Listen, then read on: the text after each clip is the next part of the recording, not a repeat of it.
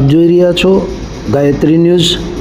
છીપડી ગાયત્રી શક્તિપીઠ ખાતે કન્યા કૌશલ શિબિરનું આયોજન કરવામાં આવ્યું।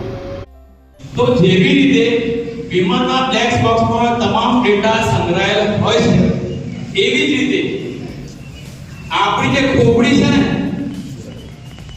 એમાં આખી જિંદગીનો ડેટા સંગ્રહેલો પડ્યો છે। દાખલા તરીકે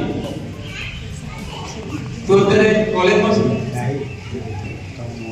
10 વર્ષ પહેલા 15 વર્ષ પહેલા ત્રીજા ધોરણમાં તું જ્યારે ભણતી હતી અને તારી સાથે જે છોકરી ભણતી હતી, 10 વર્ષથી એને ટ્રાન્સફર થઈ ગયા, પપ્પા મમ્મી બીજે ગયા જતા રહ્યા, 15 વર્ષથી કદી ફોન પર પણ મળ્યા નથી, પણ 15 વર્ષ પછી અચાનક જ્યારે તારી સામે ઊભી રહી ક્યાંક મળી જાય બધા, ઓહો શાલિની તું અહીંયા ક્યાં?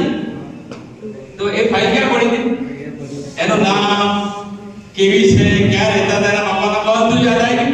10 વર્ષથી કદી યાદ નથી કરી, પણ એ ફાઇલ અંદર પડી, કોમ્પ્યુટર જેવું છે।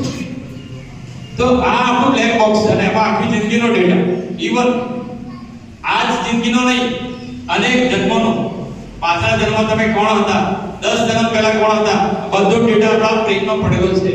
અને એટલા માટે ગીતામાં કૃષ્ણ ભગવાને કહ્યું કે બહુનાની વ્યતીતાની તવ ચાર્જુન, હે અર્જુન, મારા અને તારા બંનેના અસંખ્ય જન્મો થઈ ચૂક્યા છે, મને બધા યાદ છે, તને યાદ